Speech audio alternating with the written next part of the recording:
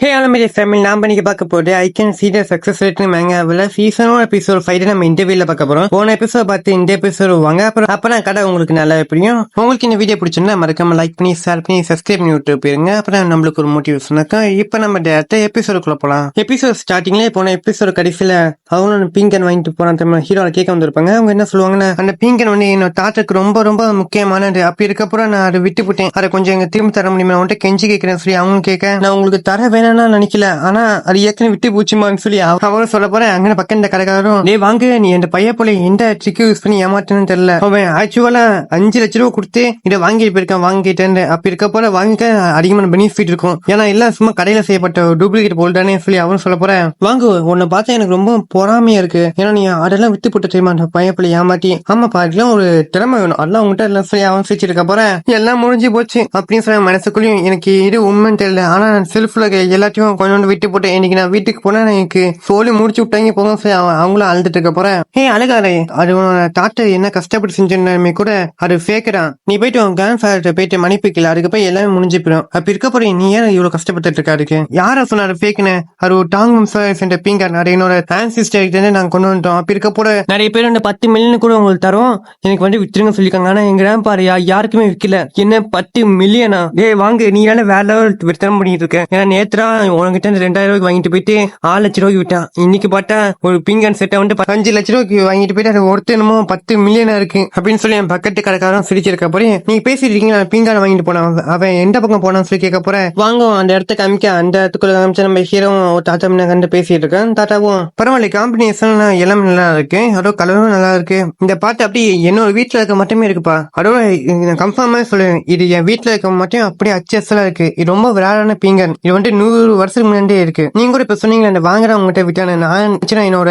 பேட்டியில உங்ககிட்ட வித்துட்டான்னு நினைச்சேன். 100 வருஷத்துக்கு முன்னாடி இருக்கக்கூடிய தாங்கும் சென்ற ஒரு பீங்கான், அதுவும் ஒரே மட்டும் இருக்குன்னா நான் வச்சிருக்கேன் தாங்க அந்த பீங்கான் வந்து அவருக்கு சொந்தமானதா கேட்க போற கருத்துக்கு 100% கேட்கிறேன். அப்படின்னா இந்த பொருள் வந்து தாட்டாக்கு சொந்தமானரா அப்படின்னு சொல்லி ஹீரோ சாக்கா போய் தாட்டாவும், தம்பி என்ன பாச்சு அதெல்லாம் ஒண்ணும் இல்ல தாட்டான்னு சொல்லி ஹீரோ சொல்ல போறேன். ஹீரோ மனசுக்குள்ளேயும் வாங்குறேன், இதை அவர்கிட்ட திருடி ஏண்ட விட்டுட்டோம்னு கேட்பற 0% காமிக்கிறேன். அப்படி இதெல்லாம் என்னவா இருக்கும்? ஒருவேளை இவரோட பேட்டி அவட பேட்டி வாங்கிட்டு வித்துட்டாலும் அப்படின்னு சொல்லப்போ 100% கேமிக்க என்ன ஒரு முட்டாள்தனமான பேட்டின்னு சொல்லி ஹீரோ நினைச்சிருக்க போறேன். இதே மட்டும் பொருள் வந்து 12 மில்லியனுக்கு வந்து ஆப்ஷன்ல போயிருக்கு. அப்படி இருக்க மிஸ்டர் பைபோ, நான் உங்ககிட்ட இதை நான் உங்ககிட்ட 9 மில்லியனுக்கு வாங்கிக்கிறேன், உங்களுக்கு ஏதாச்சும் பிரச்சனை இருக்கா?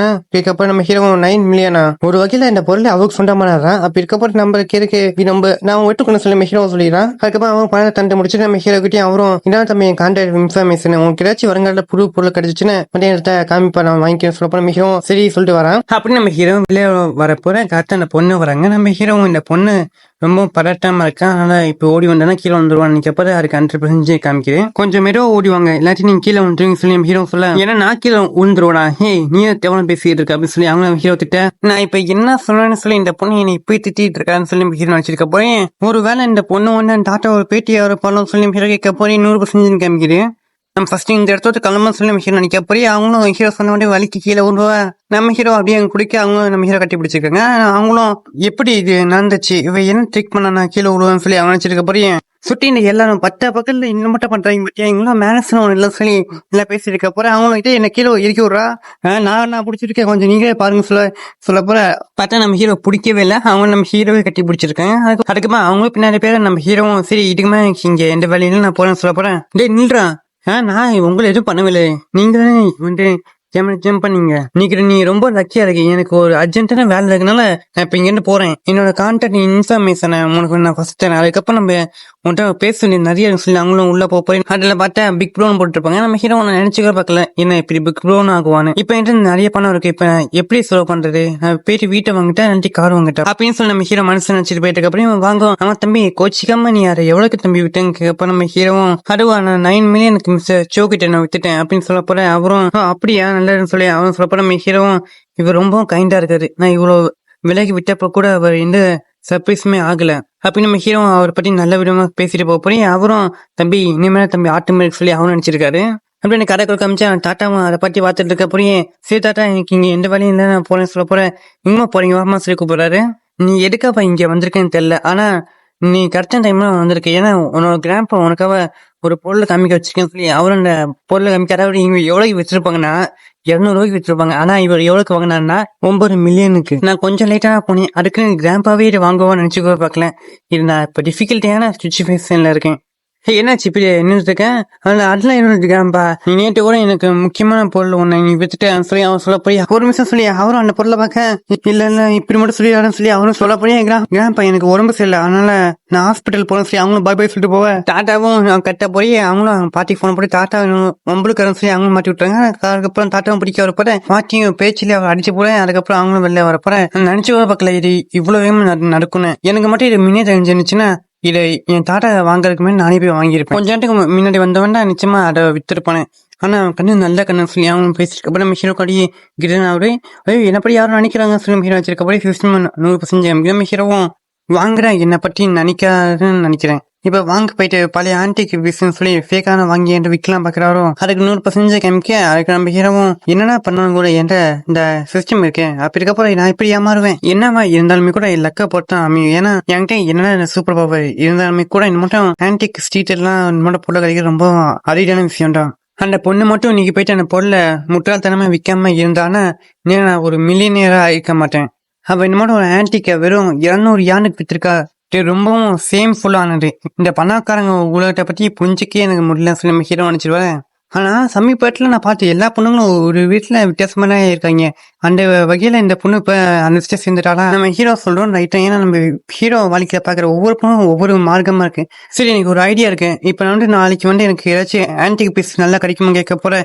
நம்ம ஹீரோக்கு 100% காமிக்கிறேன். இதை பார்த்தா நிச்சயமா அதிகமா பணத்தை நான் சம்பாதிக்க போறேன் அப்படின்னு சொல்லி ஹீரோ நினைச்சிருக்க போறேன். இது நிச்சயமா காட் ஆஃப் ஹெல்த்தோட பிளெஸிங்கா தான் இருக்கும். ஒரு மேனுக்கு நிச்சயமா ஒரு நல்ல காரணம் முக்கியம். அப்படி இருக்கப்போ நான் போயிட்டு நல்ல ஒரு கால் டீலர்ஷிப் கிட்ட போகணும் சொல்லி ஹீரோ பஸ் ஸ்டாப்புக்கு வரேன். என்ன அங்க பார்த்தா திருப்பி பொண்ணு இருக்காங்க, எதுக்கு இங்க இருக்கான்னு நினைச்சிருக்க அப்புறம் அவங்களும் டெஸ்ட் மெசேஜ்னா எப்படின்னா குரூப்ல போட்டுருக்காங்க. அவங்களும் அதுல என்ன போட்டிருப்பாங்கன்னா அவங்க என்ன போட்டிருப்பாங்கன்னா எப்படி கிராம்பா கிட்ட மன்னிப்பு கேட்கணும், ஏன்னா ஒரு தப்பான பொருளை விட்டு போட்டேன், அதனால ரொம்ப கோவத்துல இருக்கேன், அதோட நான் காரை வேற அங்கேயும் பட்டி வந்தனால என்ன எடுக்க கூட முடியல சொல்லி போட்டு இருப்பாங்க.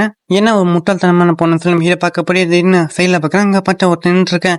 இவனா தேர்தல் பார்க்க போற 50% அதுக்கப்புறம் அவனும் அவங்க கிட்ட வரப்போற நான் நிச்சயமா சொல்லிடான் சொல்லி ஹீரோவும் அவங்க டைப் பண்ணி விடுறான். என்ன போட்டிருப்பானா முடிஞ்ச அளவுக்கு இருக்க வேண்டிய ஜாக்கிரதையா இருக்குன்னு சொல்லி போட்டுருப்பேன். திருப்பி இவன் இங்க என்ன பண்ணிட்டு இருக்கான். அது மட்டும் இல்லாம இவன் மட்டும் இப்ப பேசிட்டோம், அதுக்கப்புறம் இவனுக்கு இருக்கு அப்படின்னு சொல்லிட்டு அவங்க மெசேஜ்ல திருப்பி நீ ஏன் சொல்லி போட்டிருக்கேன். நம்ம ஹீரோவும் நீங்க திருப்பி என்கிட்ட இப்படி பேசுறீங்க பாத்தீங்களா, நான் உங்களை ஹெல்ப் பண்ணலான்னு பார்த்தேன், ஆனா நீங்க என்கிட்ட இப்படி பேசினாலே அடுத்தடி பாருங்க நான் உங்கள்கிட்ட மட்டும் எதுவுமே சொல்ல மாட்டேன் சொல்லி ஹீரோ சொல்லப்படியே அங்க பஸ்ஸும் வந்துடுது.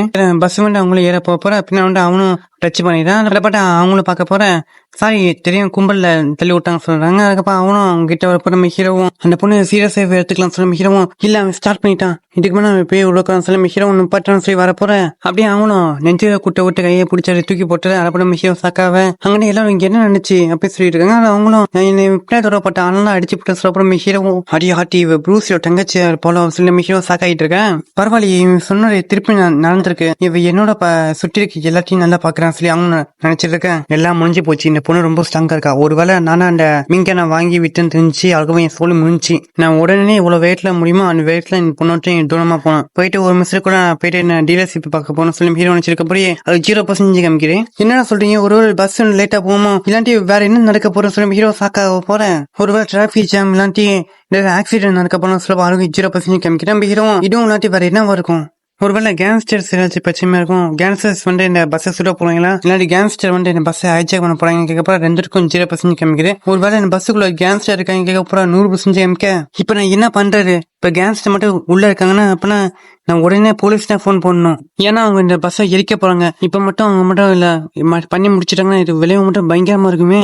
இதை மட்டும் நடக்கவே கூடாது, நான் முடிஞ்சாக ஸ்டாப் பண்ண சொல்லி ஹீரோவும் போடுற போன போலீஸுங்க சொல்லி ஹீரோ போலீஸ் போன் போட ஹலோ போலீஸ் இங்க இருக்க பஸ் ஓட்டுங்க டீ வைக்க போறாங்க போலீஸ் வந்து காப்பாட்டுங்கன்னு சொல்ல போறேன். அவங்களும் எடுத்த கேட்க நம்ம ஹீரோ அந்த இடத்த சொல்லிடுறேன். சொல்லிட்டு இங்க வந்து மக்களும் இருக்காங்க, அவங்க கூட கேங்ஸ்டர்ஸ் இருக்காங்க. அப்ப சரி நாங்க எங்களோட ஆளுங்க சீக்கிரம் அங்க அனுப்பிடுறோம். சரி கொஞ்சம் முடிஞ்சளவு சீக்கிரம் அனுப்பிவிடுங்க, ஏன்னா கேங்ஸ்டர்ஸ் கிட்ட 8 லிட்டர் கேஸ் சொல்லிட்டு இருக்கு. ஆமா சார் உங்களுக்கு எப்படி எல்லாம் தெரியும், ஏதாச்சும் ப்ரூஃப் வச்சிருக்கீங்க கேட்கப்போ நம்ம ஹீரோ இப்ப நான் என்ன சொல்லிட்டோம் கால்குலேட் பண்ணி கண்டுபிடிச்ச சொல்லிட்டா நீங்க பைக் உடனே நான் கட்டணம் சொல்றேன். அதோட உங்களுக்கு எப்படி தெரியும் கேஸ் உள்ள போயிட்டு பஸ்ஸை நிரப்பிக்க போறாங்கன்னா, அது மட்டும் இல்லாம உங்களுக்கு எப்படி இது தெரியும் அந்த 8 லிட்டர் கேஸ் சொல்லி வச்சிருக்காங்க அப்படின்னு சொல்லிட்டு அவங்க கேட்டிருக்க அப்புறம் நம்ம ஹீரோவும் நான் என்கிட்ட எந்த ப்ரூஃபுமே இல்லையே, ஒருவேளை சூப்பர் பவர் என்கிட்ட இருக்க சொன்னா நம்புவாங்களா? சத்தியமா நம்ப மாட்டாங்க சில ஹீரோ கட்டிட்டு இருக்கான். பஸ்ல கிளம்ப போறியே ரொம்ப லேட் ஆயிடுச்சு. நிச்சயமா நான் போலீஸை நம்பிக்கிட்டு இருக்க கூட நானே போய் கழுத்து சொல்லி ஹீரோ பஸ்ல ஏறேன். பின்னாடியே பார்த்தா நிச்சயம் ஏறிடுறாங்க. அப்புறம் நம்ம ஹீரோ இருக்கு இந்த பொண்ணு கார்ல வராம இந்த பஸ்ல வரா, ஒருவேளை இவ அந்த பிங்கனுக்காக என்ன திரைச்சு பண்ண வந்திருக்காளோ அப்படின்னு சொல்லி நம்ம ஹீரோ நினைச்சிருக்க அப்புறம் அவங்களும் ஃபோன் பேசிட்டு உள்ள வந்துட்டு நம்ம ஹீரோ பாக்குறாங்க. நான் இந்த பொண்ணு டைம் வேஸ்ட் பண்ணக்கூடாது, ஏன்னா ஃபர்ஸ்ட் போயிட்டு நான் கேங்ஸ்டர்ஸ் யாருன்னு கண்டுபிடிக்கணும் அப்படின்னு சொல்லப்போ எங்க ஃபோன் வருது. ஃபோன் வந்துட்டு நாங்க பக்கத்துல இருக்க ஒரு போலீஸ் ஆபீசரை அந்த இடத்துக்கு அனுப்பிட்டுருக்கோம், அவங்க பஸ்ஸுக்குள்ளேயே உங்களை வந்து பாத்துருக்காங்க சொல்லப்போ அப்படி மட்டும் கன்ஃபார்ம் கேங்ஸ்டர்ஸ் இருக்காங்கன்னா முடிஞ்ச அளவுக்கு நீங்க ஹீரோயிஸை மட்டும் காமிச்சிடாதீங்க அப்படின்னு சொல்லி அவங்களும் சொல்லி போனை வைக்க, ஏன்னா போலீஸ் வந்து இந்த பஸ்ஸுக்குள்ள இருக்காங்களா அப்படி சொல்லி நம்ம ஹீரோ சந்தோஷமாக அப்படி செயலப்பட அந்த பொண்ணு நம்ம ஹீரோ பார்க்க நம்ம ஹீரோவும் நிச்சயமா போலீஸுக்கு வந்து கேங்ஸ்டர் யாருன்னு தெரியாது, அப்படி இருக்கப்ப நானே அவங்களுக்கு கண்டுபிடிச்சி சொன்னேன் நிச்சயமா கேங்ஸ்டர் ரெக்கார்ட் தானே இருப்பாங்க. கேட்கப்ப 100% காமிக்கிறேன். இந்த போலீஸ் ஆபீசருக்கு கேங்ஸ்டர் யாருன்னு தெரியாதான்னு கேட்கப்ப நம்ம ஹீரோக்காருக்கும் 0% காமிச்சிருக்கோம். அதுக்கப்புறம் நம்ம ஹீரோ வழி ஒரு சரி அந்த கும்பலுக்கு போக அமைக்க அந்த பொண்ணை அதை பார்த்துட்டு பின்னாடியே வர நம்ம ஹீரோ ஏமா என்ன ஃபாலோ பண்ணிட்டு இருக்க, உள்ள வந்து கேஸ் வந்து 8 லிட்டர் கேஸ் வச்சிருக்காங்க, இவனும் ஜோக் இல்ல 8 லிட்டர் கேஸ் சும்மா கம்மியெல்லாம் இல்ல, நிச்சயமா அதிகமான விஷயம் தான். அப்ப இருக்கப்பறம் அவங்க ஏதாச்சும் பேக்ல கொண்டு வந்திருக்கும் சொல்லப்போ நம்ம ஹீரோ முன்னாடி பேக்ல உட்காந்துருக்கான். அவன் நம்ம ஹீரோ பார்க்க நம்ம ஹீரோ நிச்சயமா இது இவனா இருக்கும், இப்ப மட்டும் நான் இவனை கண்டுபிடிச்சேன்னு சொல்லி இவன் கண்டுபிடிச்சானா நிச்சயமா பெரிய ஆபத்து ஆயிரும். இப்ப நான் என்ன பண்ணிட்டேன், இவன் சண்டைக்கப்படாம நான் இப்படி இதை முடிக்கிறது சொல்லி ஹீரோ நினைச்சிருக்க போற பின்னாடி கை வந்து அதே ஹீரோ தோல்படி ஏன்னு பார்த்தா பைவோ என்று எஸ்கேப் பண்ணலாம் பாக்கிறியா அப்படின்னு சொல்லி அவன் பிடிக்கப்போ நம்ம ஹீரோ என்ன மன்னிச்சிருமா போலீஸ் ஆபீசர் என்ன பார்த்துட்டு சொல்லப்போற அதுக்கு 100% காமிக்குது. ஐயோ இந்த கொரில்லா கீழ வந்து என்கிட்ட தப்பா இருந்திருக்க பக்கம் சொல்லி ஹீரோ கட்ட போற என் பின்னாடி இப்படி வராட, ஏன்னா நான் ஒரு நல்ல பையன் அப்படி சொல்லி ஹீரோ சொல்லப்படியே இன்னும் கரெக்ட் டைமிங் இந்த பொண்ணை நான் யூஸ் பண்ணி எல்லாத்தோட அட்டென்ஷனையும் எம்னா எடுத்துக்க போறேன். அப்படி இருக்கப்ப நிச்சயமா அந்த போலீஸ் ஆபீசரும் என்ன பாப்பாங்க அப்படின்னு சொல்லிட்டு அவன் பார்க்கப்படியே அவன் திரும்பிக்கிறான். நம்ம ஹீரோ நீ மாட்ட போறான் சொல்லி என் ஹீரோ நினைச்சிட்டு அடே பைஃபோ எல்லாம் சொல்லி போட்டு இன்கிட்ட ஓடலாம் பாக்குறேன்னு சொல்லி வாங்கணும் கையை முறுக்க போற நம்ம ஹீரோ டக்குன்னு பின்னாடி போன சொல்லி பேக்கி பிடிச்சி இழுத்து விட்டுறான். அடப்பட்டு அவனும் கோவமாக போறேன். நம்ம ஹீரோ அப்படி கீழே உள்ள போற நம்ம ஹீரோ அவனை அட்டாக் வரப்போ நம்ம ஹீரோ போலீஸ் காப்பாற்றுங்கன்னு சொல்ல போற கரெக்டா நம்ம அந்த பொண்ணு வந்து மூஞ்சே பஞ்சை விட்டு தூக்கி போட்டு அடிச்சிடறேன். என்ன பவர் ஏன் சொல்லி நம்ம ஹீரோ நினைச்சிருக்க போறேன். அவங்களும் கை விலங்க எடுத்துட்டு நான் ஒன்னும் போலீஸ் ஒன்று இப்ப அரெஸ்ட் பண்ண சொல்லி அவங்க சொல்ல அதோட இது கேஸ் சொல்லிட்டான் அப்படின்னு சொல்லி அவங்க சொல்றாங்க. அதுக்கு நம்ம ஹீரோவும் மனசுக்குள்ள என்ன இந்த பொண்ணு வந்து போலீஸ் ஆபீசரா என்ன இவ்வளவு ட்விஸ்ட் சொல்லி ஹீரோ சொல்றேன். இந்த எபிசோடுக்கு என்ன போடலாம் நிச்சயமா லாஸ்ட் சீன்ல அந்த போலீஸ் ஆபீசரையும் சொல்ல நான் 5 பார்க்கலாம் இப்போ அடுத்த எபிசோட் தரமா சம்பவம் காட்டியிருக்கேன். அதையும் பாத்துருங்க. உங்களுக்கு டவுட் இருந்துச்சா மறக்காம கமெண்ட் பண்ணிட்டு போயிருங்க. அதோட உங்களுக்கு இந்த வீடியோ பிடிச்சுன்னா மறக்காம லைக் பண்ணி ஷேர் பண்ணி சப்ஸ்கிரைப் பண்ணி விட்டு போயிருங்க. நான் உங்க விஹெச், நீங்க பாட்டுக்கு விஹெச் வாய்ஸ் யூடியூப் பார்ப்பேன். அடுத்த வீடியோல சந்திக்கலாம்.